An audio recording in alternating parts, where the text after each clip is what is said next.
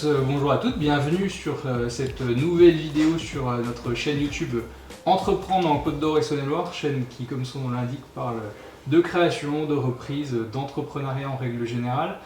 Je voudrais qu'on s'arrête sur un chiffre sur cette vidéo, c'est un tiers. En France, on a un tiers des entrepreneurs qui est une femme. Pas la moitié, pas encore, on est encore loin de ce chiffre-là.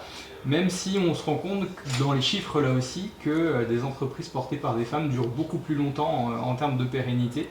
Alors moi je voudrais qu'on se pose une question ensemble sur cette vidéo avec les témoins qu'on aura. C'est pas la question est-ce qu'on peut entreprendre quand on est une femme, ça c'est on a tous la réponse, mais plus qu'est-ce qui les retient, qu'est-ce qui retient ces femmes à entreprendre alors que finalement les données montrent que le taux d'échec il est plus faible que pour leurs homologues masculins.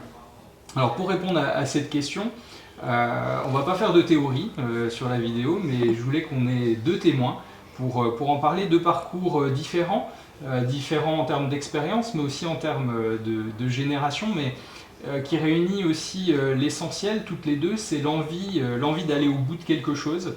Et à la CCI Côte d'Or Saône-et-Loire, on a une conviction, ce qui donne envie d'entreprendre, c'est pas les statistiques, pas du tout, mais ce sont les gens, les parcours, les personnes qui sont derrière ces projets d'entrepreneuriat. Ce sont les femmes qui créent, ce sont les femmes qui doutent, qui tiennent et qui prouvent par l'exemple que c'est possible. Un rôle modèle, pour nous, ça ne s'invente pas, ça se montre. Alors, on va vous les montrer. Donc, bienvenue, on va commencer tout de suite et je vais vous présenter, ils vont se présenter, nos deux invités de cet atelier. Et je vais commencer par Florence. Bonjour Florence, et bienvenue. Bonjour. Est-ce que tu peux nous parler un peu de toi et puis de ton entreprise, de tes projets ? Oui, tout à fait. Donc, je suis la fondatrice et aujourd'hui, je dirige une société qui s'appelle Follower Product, qui est le positionnement de cette entreprise, c'est la sécurisation des infrastructures stratégiques. Donc, on est vraiment dans un domaine très spécifique et techno. Et puis, je suis arrivée à l'entrepreneuriat il y a quand même plus de 35 ans, à travers une première structure qui a duré plus de 20 ans et qui était elle aussi dédiée à concevoir des outils pour le handicap visuel. Donc pour aider les personnes handicapées visuelles à se déplacer en ville notamment. Et cette passion, je dirais, pour la technologie, c'est vrai qu'elle remonte à pas mal d'années. En clair, très rapidement, j'ai fait une formation scientifique, une école d'ingénieur, mais très rapidement, j'ai eu vraiment envie de rentrer dans ces technologies qui m'intéressaient et surtout qui me laissaient voir l'avenir. Voilà, essayer de se projeter dans ce qui va se passer. Et pour ça, les technologies, c'est fabuleux. Voilà, merci Florence, ton expérience est riche et puis on va y revenir. Laura, à toi maintenant, bonjour. Enchantée. Bonjour, donc moi je m'appelle Laura Clock, je suis actuellement encore étudiante à BSB, Burgundy School of Business à Dijon. Donc là-bas, donc ça fait des années que j'y suis, j'ai fait premièrement mon bachelor et maintenant je suis actuellement en MSc Data Science et Organizational Behaviors. Et par la suite de ça, j'ai été incubée à l'incubateur de BSB qui s'appelle le TEG, donc ça depuis novembre. Ils m'ont aidé à lancer mon projet entrepreneurial qui est une agence de marketing de proximité. Donc j'aide les entreprises locales à se lancer sur les réseaux sociaux, accompagnement, création de contenu, etc. Merci Laura, donc premier projet pour toi. C'est ça, oui. Et Florence, plus d'un projet. Voilà, c'est ça. J'en profite avant de lancer la première question. Vous voyez qu'on a un cadre très sympa. On est accueilli sur cette vidéo par Monsieur Moutarde, qui est un établissement à Dijon, qui est dans un très beau site historique, qui est l'hôtel Aubrio. Donc on les remercie de nous accueillir pour cette vidéo, et puis ils ont de très bons cocktails si vous voulez passer déguster. Bien, première question, je vais me tourner vers toi, Laura. C'était quoi ton déclic pour entreprendre ? Qu'est-ce qui a fait qu'à un moment donné, tu t'es dit « ça y est, je veux y aller, je veux créer ma boîte » ? Alors moi j'ai toujours voulu me lancer, j'ai toujours eu plein d'idées, j'ai sûrement trop d'idées parfois. Mais d'où part ce projet, ça part d'une fin d'études. Je n'avais pas réussi à avoir un stage, c'était un stage à l'étranger, donc il y a eu plein de problèmes de visa. Et du coup, je me suis retrouvée sans rien et je me suis dit, là, c'est le moment de me lancer. Je vais aller à la rencontre des entreprises que je connais, des entreprises que j'ai envie de montrer qui pour moi, méritent une certaine visibilité. Donc, je suis allée de mon propre chef les rencontrer. J'ai fait mes vidéos sans être rémunérée au départ, mais ça a beaucoup plu et c'est comme ça que tout est parti. Donc, un peu de crainte au départ ou pas du tout? Un peu de crainte, mais je me suis dit, j'ai rien à perdre non plus, donc si j'y vais pas, qui le fera? Donc je l'ai fait et ça a super bien marché. Donc c'est franchement un bon conseil, c'est ne pas avoir peur de se lancer parce qu'on peut que en retirer du positif. Et puis au pire, ce sera des leçons, mais il faut toujours se lancer et pas avoir peur. Merci. Florence, toi, il y a eu peut-être le premier déclic, puis s'il y en a eu d'autres sur les autres projets, comment tu Oui, as alors ça? le premier déclic, c'est que donc j'ai fait un doctorat d'informatique et j'ai voulu me lancer. Alors, si, il y a quand même un contexte familial, c'est que j'ai été maman assez tôt, j'avais donc 2 petits à la maison et j'ai souhaité me lancer à mon compte. À l'époque, j'ai commencé par faire de l'installation de réseaux sociaux dans les entreprises. Donc, on en est avant... Hélas, avant Windows, avant toutes les avancées technologiques, mais j'ai vraiment commencé par ça. Et ce qui me permettait de gérer en clair le temps entre la famille et le boulot.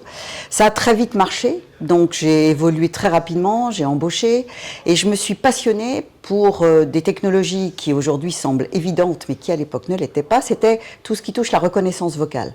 Reconnaissance vocale, synthèse vocale. Dans les années 90. 90, entre 90 et 2000. Donc c'était vraiment pour moi une découverte. On était sur le lancement de ces technologies-là.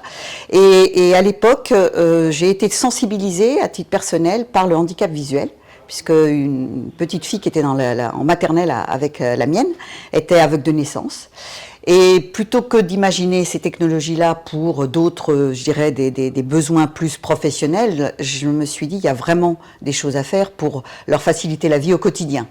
Donc j'ai orienté l'entreprise, et à l'époque on était déjà 14, sur le sujet de développer des solutions qui permettaient à des personnes qui n'avaient pas accès à l'information de leur redonner, de leur restituer de l'information.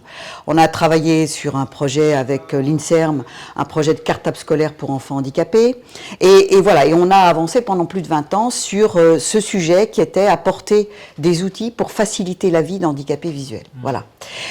Au-delà de ça, après, d'autres technologies m'ont plu, notamment la géolocalisation. Hein, on commençait à parler de géolocalisation.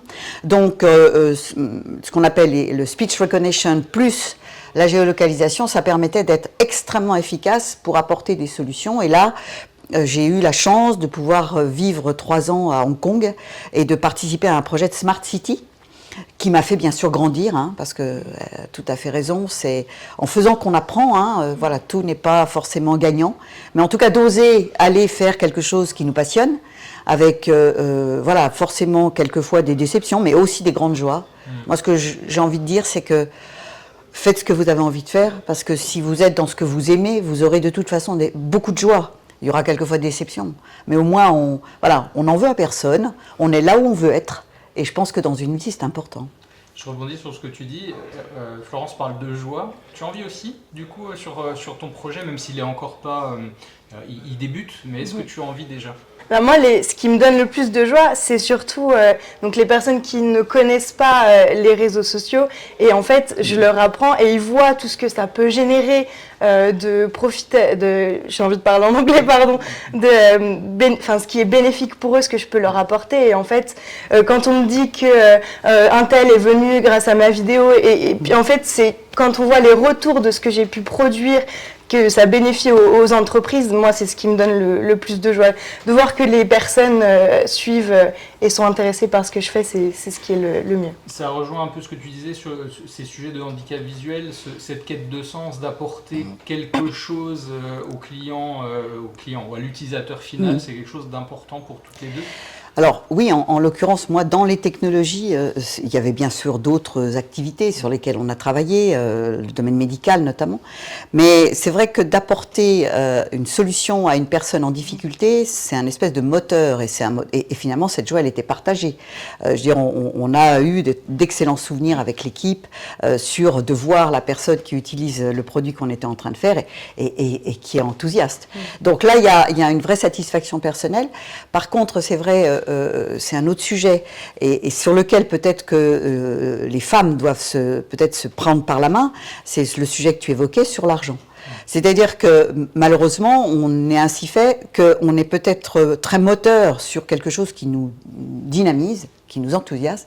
Et puis on oublie que ça suffit pas l'enthousiasme. Il faut gagner sa vie. Il faut que ça soit profitable. Il faut qu'effectivement, je dirais, ce système économique se développe. Et là, on a peut-être, alors ça c'est avec le recul et mon expérience, un peu trop je dirais, on se sent moins, je dirais, à sa place de demander à être payé et à être bien payé. Okay. Et ça, c'est un vrai sujet. Alors, après, on peut toujours accuser ou évoquer le fait qu'on ne nous ouvre pas la porte.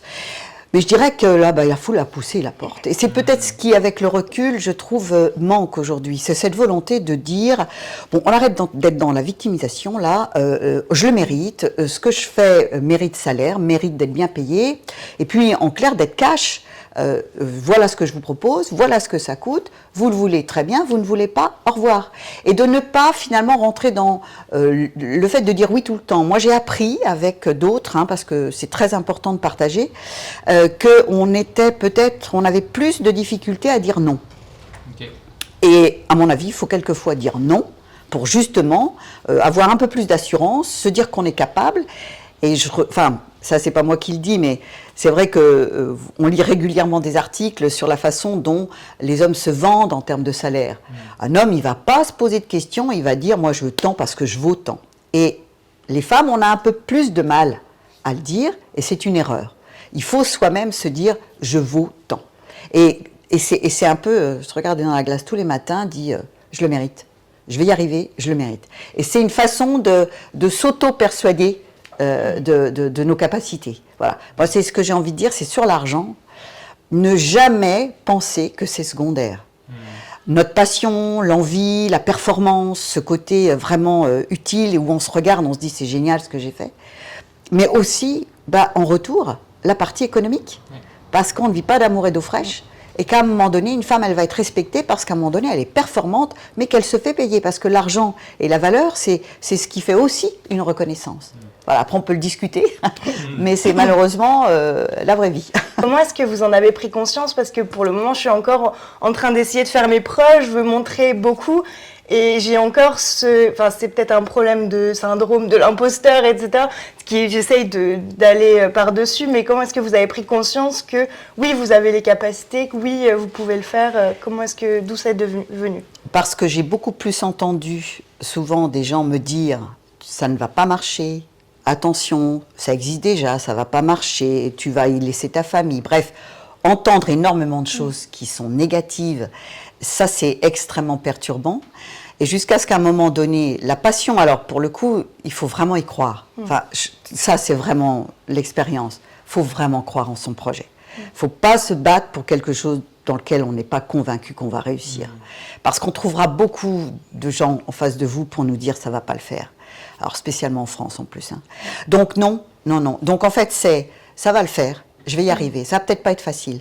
Je vais tomber, mais je vais me relever parce que j'y crois, parce que je pense que ça va le faire. Et en fait, dans la démarche intellectuelle, je dis pas qu'on claque des doigts, mais je pense qu'il faut mieux prendre une réflexion négative comme un coup de fouet, c'est-à-dire pourquoi il me dit ça, ou pourquoi elle me dit ça, et dire mais c'est pas vrai. Donc en fait, prendre ce que l'on entend comme un espèce de petit rappel, de dire non. Je vais lui prouver que voilà, exactement. Okay. Exactement. En plus, je pense que c'est vrai on parle des femmes aujourd'hui, de l'entrepreneuriat féminin, mais c'est vrai pour tout le monde, et c'est vrai pour les hommes aussi. C'est qu'à force d'entendre des gens vous dire t'es pas capable, tu vas pas réussir, c'est compliqué, il y a ça qui va pas. Stop. On y croit. Restons optimistes, restons positifs et défendons notre conviction. Okay.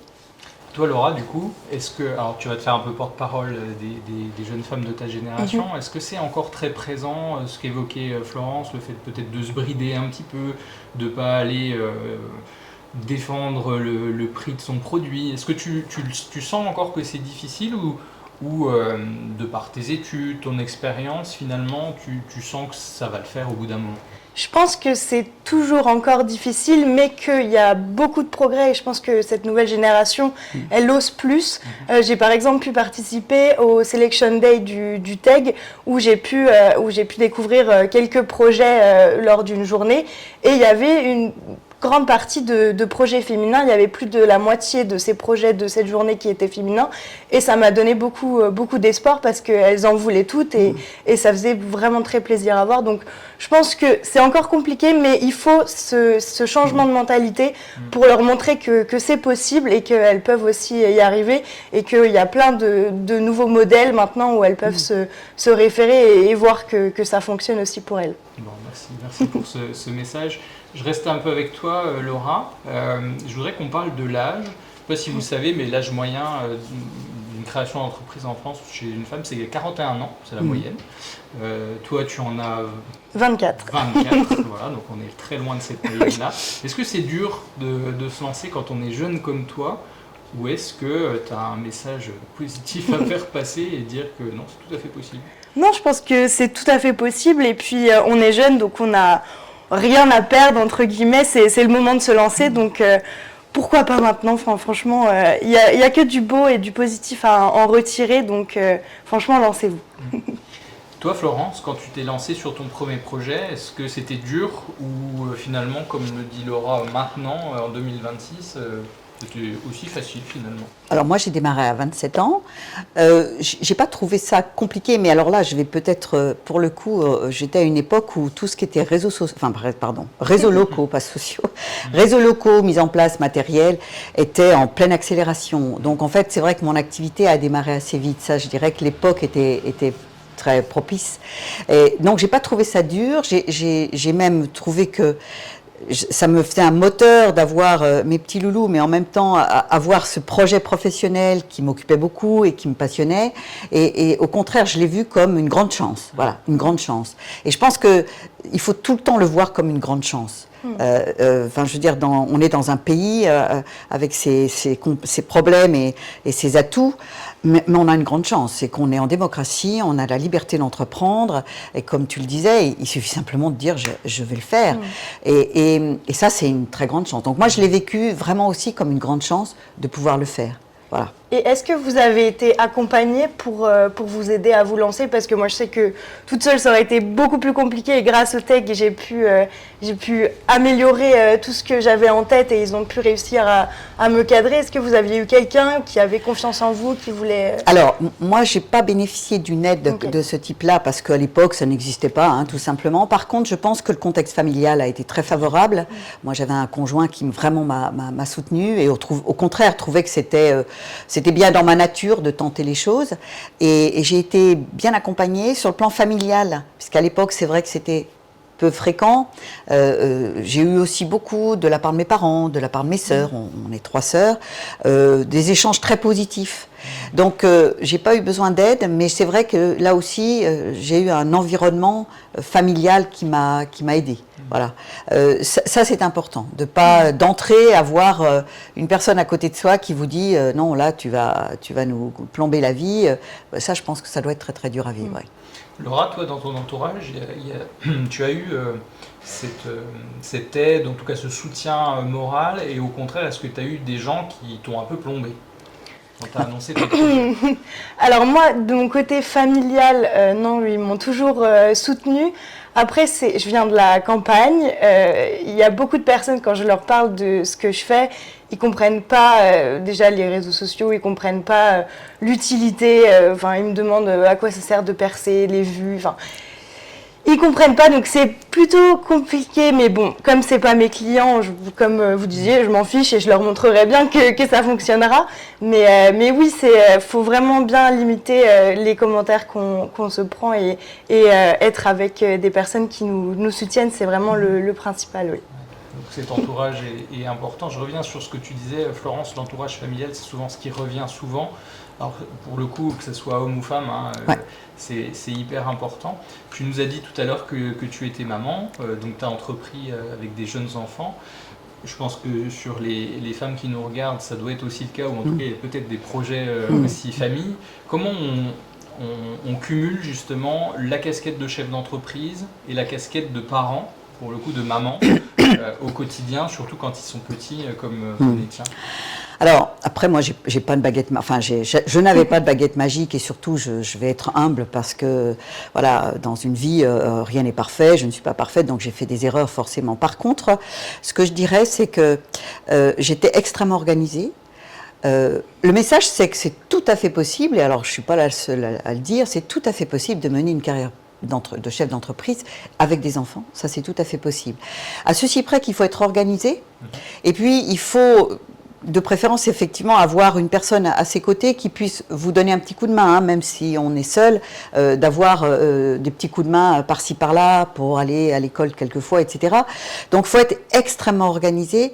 Mais moi, sur le sujet des enfants, ça par contre c'est un vrai souvenir, on se culpabilise tout le temps. C'est-à-dire que régulièrement, je partais au boulot un peu la boule au ventre parce que j'en avais un qui avait une otite, qui était malade.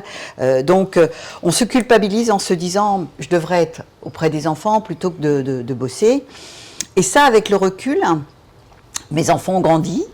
Et très rapidement, ils m'ont dit « mais maman, c'est super ce que tu fais ». Ils venaient régulièrement me voir au boulot, on mangeait, ils connaissaient les collègues.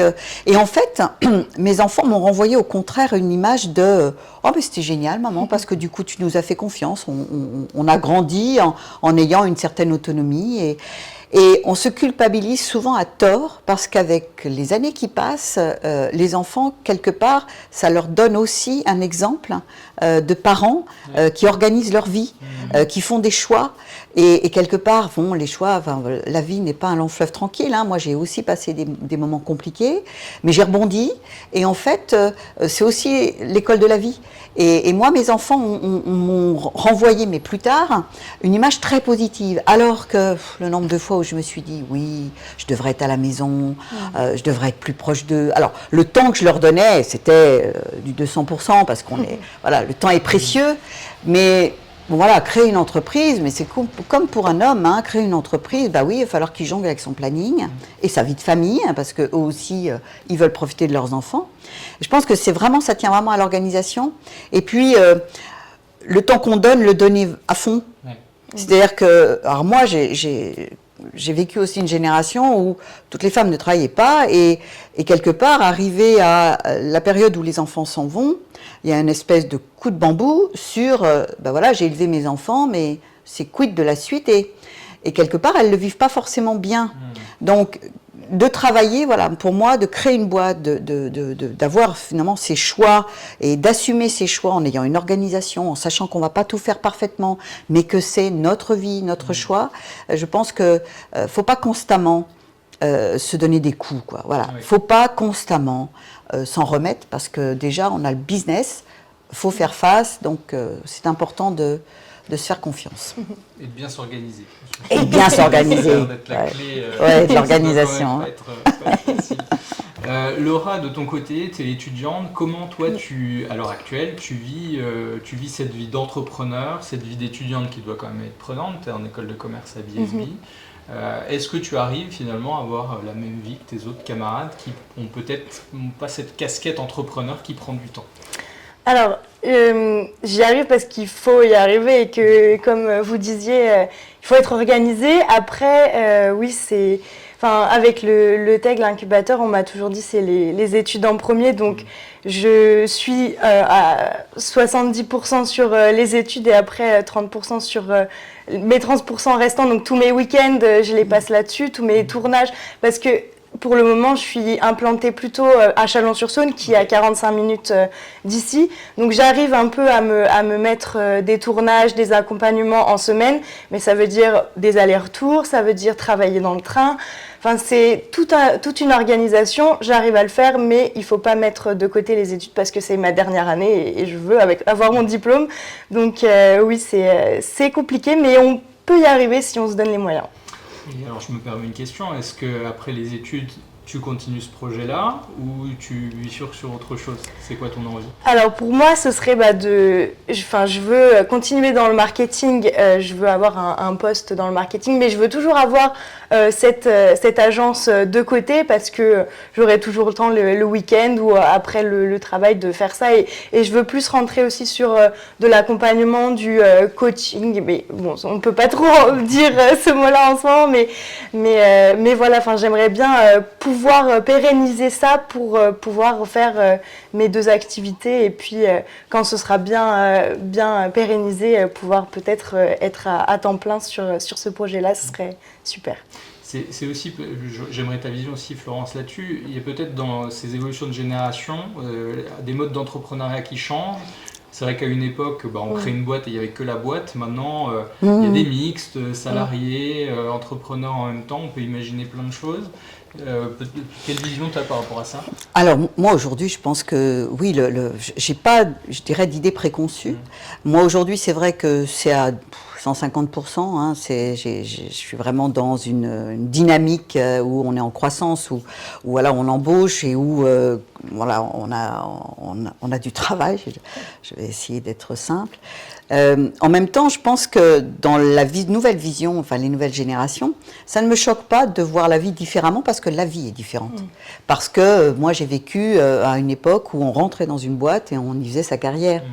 Et moi, j'ai eu plusieurs entreprises, mais en tout cas, j'ai créé une boîte et ça a marché 20 ans. Après, je suis partie à l'étranger, je suis revenue, j'en ai créé une nouvelle. Et en fait, on conçoit, enfin moi, dans ma dynamique intellectuelle, je conçois cette boîte pour en faire un succès et pour vraiment la développer. À l'inverse, je vois bien, moi j'ai des enfants aussi qui ont aujourd'hui quarantaine d'années, et leur vision de leur vie professionnelle a changé. Et eux, ils se voient plus avoir plusieurs vies, c'est-à-dire de s'engager sur un projet, mais éventuellement d'en changer. Ça ne me choque pas. Moi, je dirais que, pour revenir à ce que j'ai dit avant, le principal d'être heureux dans ce qu'on fait.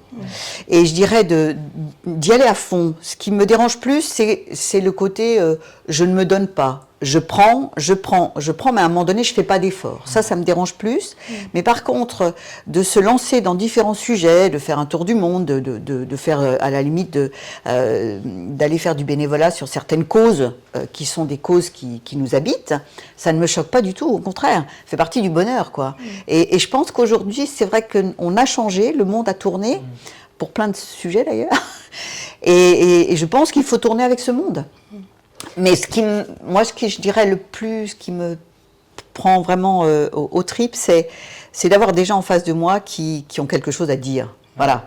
C'est-à-dire, quel que soit le sujet, et qui ont des opinions. Voilà. Et qui vont défendre leurs opinions, défendre leurs projets. Voilà, et tous les projets sont. Il n'y a pas des projets meilleurs que d'autres. Chacun a ses options de vie. Donc moi, je pense qu'il faut vraiment être conscient, en tout cas, qu'on a beaucoup de chance d'être dans une démocratie. Le mot est important pour moi, parce que ça permet, cette démocratie, de choisir. Et pour moi, c'est extrêmement important, quel que soit le choix. Et j'aimerais rebondir sur le monde du travail. J'ai aussi eu cette option pour mon agence. C'est moi la filière dans laquelle je souhaite me diriger, c'est le monde du marketing. Et c'est un peu bouché, donc il pourrait s'avérer que je ne trouve pas de travail à la fin de mes études.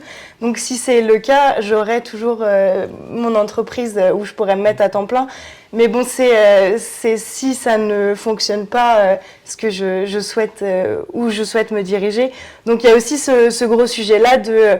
Quand on crée son entreprise, on a moins de travail, moins de problèmes pour trouver un emploi parce que c'est notre bébé à nous, donc on peut se mettre là-dessus. Donc c'est aussi une peur aussi que j'ai de ne pas trouver quelque chose par la suite. Ok, donc c'est une solution alternative. C'est ça, oui. Si tu vas pas dans la voie que tu as envie. C'est ça, oui. Je reviens juste sur quelque chose que tu as dit que je trouve super intéressant. Tous les projets se valent, c'était un peu le message que tu passais. Parce que souvent, alors chez les hommes ça arrive, mais ça arrive souvent chez les femmes où on dit j'ai un petit projet. Oui. On l'entend souvent, ça. L'adjectif petit. Ouais, exactement. Peut-être. Arrêtez l'adjectif petit. Dans votre bouche, peut-être que ça résonnera différemment de la mienne, mais effectivement, ça, je l'entends souvent. Vous l'entendez encore, tu fréquentes beaucoup de réseaux, Florent. Toi, tu côtoies beaucoup d'étudiantes aussi entrepreneurs à l'incubateur. Vous l'entendez encore, ce côté, je me dévalorise, je me mets un petit peu en dessous? Alors, moi, je dirais que quelquefois, je l'emploie.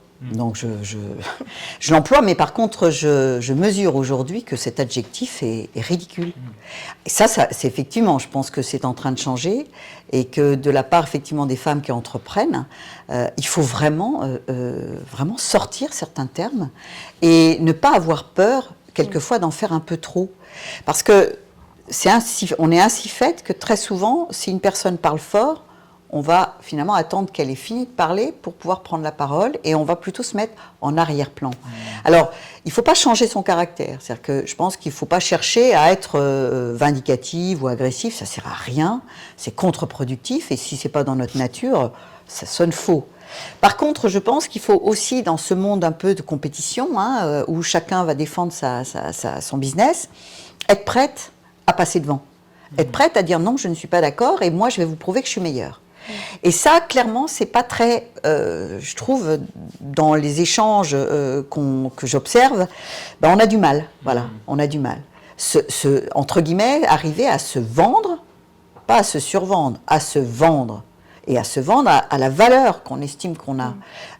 Rester quand même aussi, alors faut être attentif à ce que je dis, mais il ne faut pas en faire trop non plus. C'est-à-dire que le côté je me survends, je me trouve fantastique, je suis, comme certains le disent, un politique génial.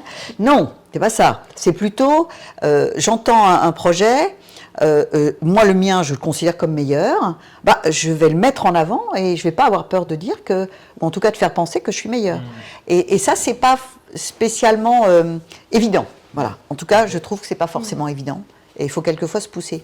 Et toi, Laura, du coup, tu le ressens aussi, le côté peut-être on se dévalorise sur un projet Je suis encore en train d'essayer d'en sortir. Je pense que c'est compliqué du coup, mais oui, c'est prendre conscience de ses capacités, c'est encore compliqué. Mais c'est ça qu'il faut essayer d'aller par au-dessus et puis c'est en voyant des personnes comme vous qui réussissez, d'autres personnes, je pense à par exemple Kelly Massol, grâce au Tech j'ai pu co-animer une conférence grâce à elle et elle était super inspirante et elle disait il faut pousser les portes, il faut pas avoir peur de ce qu'on fait et montrer notre valeur, donc je pense que c'est vraiment bien et montrer aux femmes que c'est possible, il faut qu'elles comprennent qu'il faut arrêter de se minimiser et puis se lancer, oui. Et des témoignages comme les vôtres sont super importants, donc je vous remercie à nouveau d'être là pour en parler.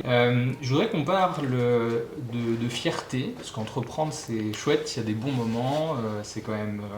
Voilà, sur les chefs d'entreprise, la plupart sont heureux de ce qu'ils font. Je voudrais peut-être que vous nous partagiez peut-être une fierté que vous avez, il doit y en avoir plein, mais si vous en choisissiez peut-être une fierté dans le cadre de votre projet ou de vos entreprises, quelque chose qui vous a dit à la fin de la journée, waouh, génial quoi.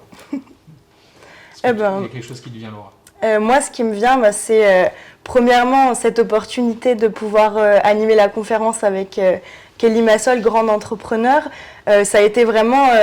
Enfin, c'est le Tech qui m'a montré leur confiance, parce que moi, à la base, excuse-moi Laura, tu peux peut-être préciser, tout le monde n'a peut-être pas la référence de qui est Kelly Massol, même si quand tu vas en parler, je pense que ça va s'allumer chez tout le monde, mais peut-être nous le repréciser. Eh ben, Kelly Massol, grande entrepreneuse, vous avez peut-être pu la voir sur M6, sur Qui veut être mon associé. Elle a créé Les Secrets de Loli, donc une grande marque de produits de soins pour les cheveux.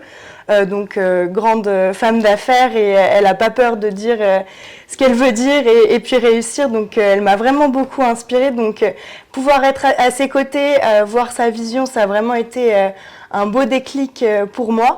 Et puis c'est justement ce qui m'a beaucoup fait plaisir, c'est cette fierté, c'est qu'on m'ait fait confiance pour pouvoir animer ce beau projet. Merci. Et toi, Florence? Alors une fierté, oui. Dernièrement, on est nous sur la sécurisation des câbles, des batteries. On est vraiment dans le domaine de la sécurité et on s'est posé la question de répondre à un appel d'offres qui était l'appel d'offres d'Orange sur le sujet des vols de cuivre. Et on est quand même une petite structure en se disant est-ce qu'on est à notre place de répondre à cet appel d'offres. Et on a répondu. Donc là, c'est vrai que, je dirais, l'ensemble de l'équipe a eu la bonne, enfin en tout cas, on a pris la bonne décision. Et la fierté, c'est d'avoir répondu à un appel d'offres qui était quand même complexe, pour une petite structure, ce qui nous a demandé beaucoup d'énergie, beaucoup de travail. Et on l'a gagné, ce qui est exceptionnel, en tout cas aujourd'hui, par rapport à la dimension et ce que l'on est. Ça se passe très bien, donc vous imaginez pour nous la pression de réussir, et ça se passe très bien avec ce groupe français. Et c'est une fierté, parce que je mesure aujourd'hui qu'on a réussi, et toute l'équipe vraiment, et c'est un succès collectif, on a réussi à faire une solution qui marche, qui est remarquable, qui marche très bien. Alors là, voilà, je me fais un peu bravo, mais je fais bravo aussi à l'entreprise. Hein.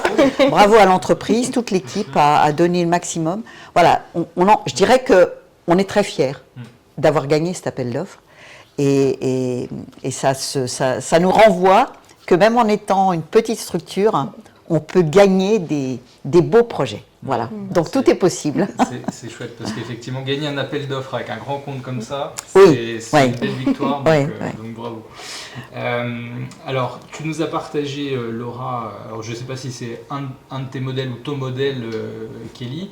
Est-ce que vous avez des modèles, ou en tout cas, je ne parle pas forcément de gens hyper connus, hein, est-ce qu'il y a des gens qui vous ont inspiré, qui peut-être en termes de valeurs ou de posture entrepreneuriale, qui vous ont inspiré, qui soit vous ont donné envie d'y aller, soit vous ont aidé peut-être à corriger ou à revoir votre posture entrepreneuriale?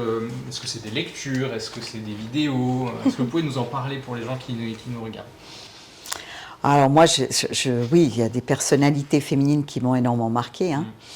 Dans le domaine de l'entreprise, pas trop, mais dans le domaine politique. Okay. Moi, voilà, Gisèle Halimi, pour moi, est une personnalité incroyable.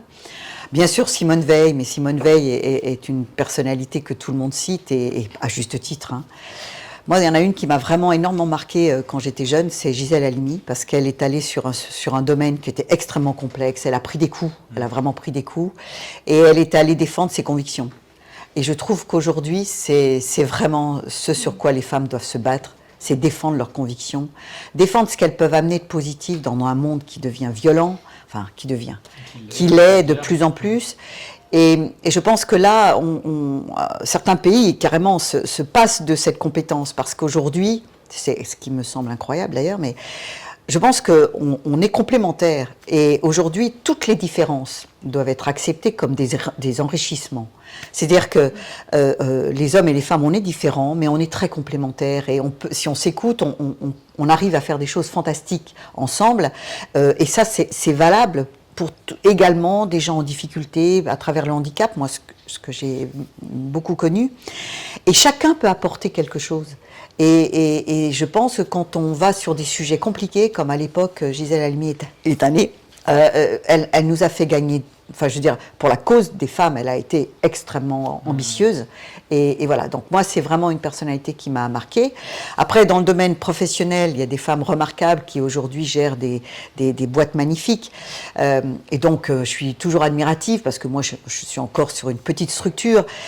Mais j'ai plus, avec le recul, je me dis, je dois leur dire vraiment merci à toutes ces femmes.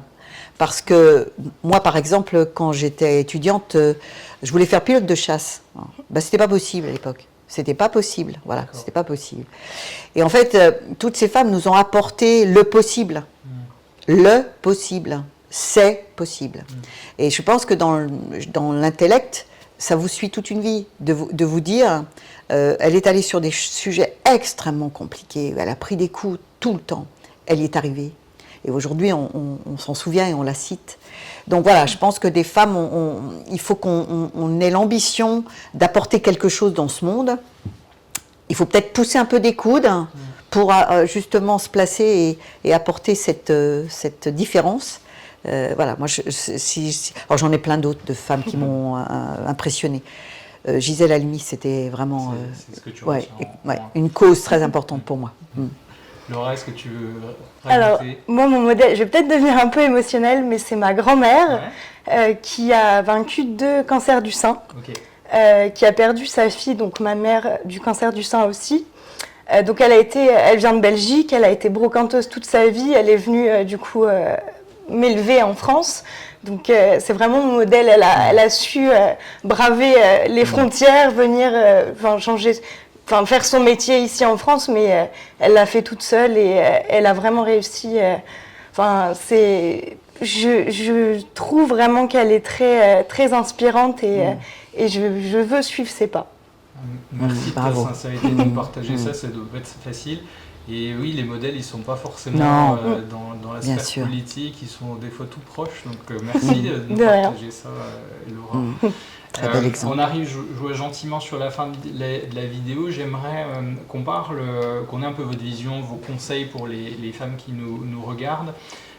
Tu nous parlais d'accompagnement tout à l'heure à TEG.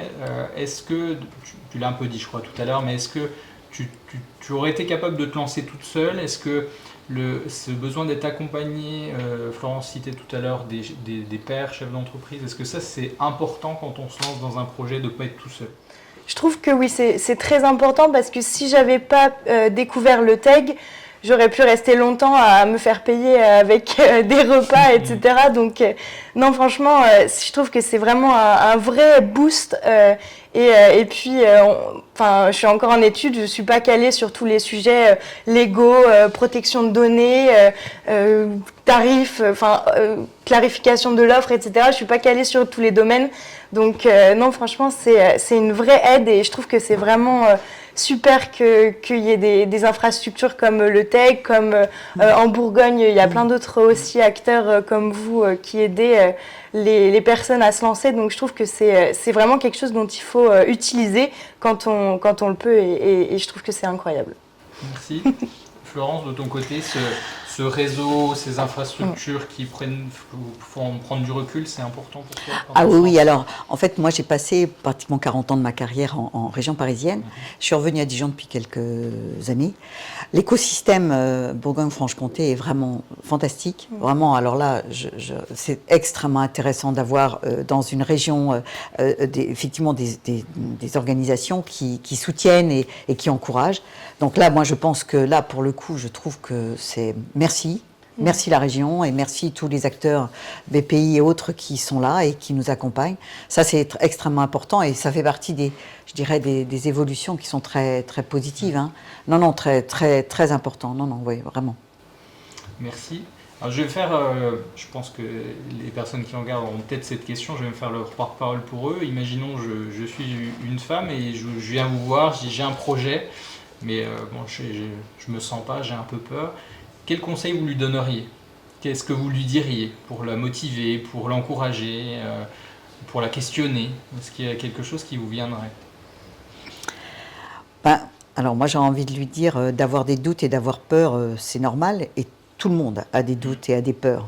Donc en clair c'est pas exceptionnel et puis c'est même plutôt intéressant de dire à l'autre en face là, c'est quoi qui le fait flipper, voilà. Bon, et d'imaginer que lui aussi il a des peurs. Donc constamment se dire ce que je ressens ou ce que je vis là, l'autre en face, il a peut-être vécu la même chose. Donc, démystifier le fait que on est tous des êtres humains avec nos failles, nos faiblesses, nos moments de doute, et que les autres en face, c'est les mêmes. Mais ils le disent peut-être pas. Donc, à nous de passer par-dessus en ne se trouvant pas faibles. Voilà. On est des êtres humains. Merci. Laura, toi de ton côté? Moi, je lui conseillerais de suivre ce qui l'anime, donc écouter ses peurs, mais suivre aussi la vraie raison profonde de pourquoi est-ce qu'on veut aider les gens, et surtout suivre son instinct. Je trouve que l'instinct c'est un outil magique, des fois ça ne fonctionne pas, mais quand vraiment ça vient du cœur et qu'on donne tout ce qu'on a pour réussir, c'est là que ça donne de belles choses. Merci. On arrive à la fin de la vidéo, là pour le coup. J'ai envie de vous poser la question, qu'est-ce qu'on vous souhaite, vous, individuellement, pour la suite? Florence? Que la société évolue comme on l'espère, que ça soit une réussite aussi pour la région qui nous a bien soutenus. Et puis qu'ensuite, moi en tout cas, je profite de mes petits-enfants, parce que c'est le deuxième projet que j'espère mener prochainement. Bon, il y a un message à vos enfants à faire passer? Je vous aime. Alors, Déjà, je dis bisous mamie. Je lui fais un petit coucou. Et sinon, moi, ce qu'on pourrait me souhaiter, ce serait de réussir avec cette entreprise. Mais j'aimerais aussi voir d'autres femmes réussir à côté de moi, d'autres jeunes comme moi jeunes. Enfin, je donne pas. Tant que c'est quelqu'un qui fait ce qu'il aime, moi, c'est tout ce que je lui souhaite. Donc, voilà ce que je pourrais souhaiter. super, merci beaucoup. On retrouvera dans la description de la vidéo, on mettra tous les liens vers vos sites, réseaux sociaux, etc. pour que vous puissiez retrouver Laura et Florence. Je vais vous remercier toutes les deux Merci. Avec plaisir. d'avoir pris le temps sur. On sait que l'emploi du temps d'un chef d'entreprise, d'un entrepreneur, le temps est important, c'est une ressource clé. Donc merci d'être venu. On a entendu plein de choses importantes, je ne vais pas tout synthétiser, hein. On a parlé d'accompagnement, on a parlé d'oser, on a parlé de nombreuses choses. Vous avez vu des vraies histoires, pour le coup, des moments où on peut hésiter, où on peut douter, on se demande si c'est raisonnable, et puis elles y sont allées quand même, c'est tout à fait faisable. 20 ans d'écart, si je ne dis pas de bêtises, entre vous deux, c'est ça, hein, des contextes assez différents, et pourtant on ressent la même énergie de départ, mais qui est l'énergie de tous les entrepreneurs, j'ai envie de dire, qui créent ou qui reprennent, des choses qui peuvent faire peur, qui peuvent donner envie. L'entrepreneuriat, ça a été dit, c'est pas un visage type, hein, il n'y a pas d'âge, il n'y a pas de genre, il y a des gens qui décident que l'idée qu'ils portent mérite mieux que de rester une simple idée, on va un peu plus loin. Donc voilà, si vous avez quelque chose un projet qui vous tourne dans la tête depuis un moment, l'idée c'est de ne pas rester seul avec tout ça. Allez rencontrer d'autres personnes, d'autres entrepreneurs, d'autres structures. À la Cécile, vous avez des conseillers dont c'est le métier, c'est le métier, c'est exactement ça, accompagner à ce moment-là. Donc on vous laissera en description aussi toutes les informations si vous souhaitez échanger tout simplement sur votre projet. Un rendez-vous gratuit juste pour pouvoir échanger, et des fois ça débloque des choses, donc n'hésitez pas. Je vous remercie à nouveau, Florence, Laura, merci à vous. N'hésitez pas à partager, liker cette vidéo pour que d'autres entrepreneuses puissent profiter des bons conseils de Laura et de Florence. En attendant, je souhaite le meilleur pour vos projets entrepreneuriaux. À très bientôt.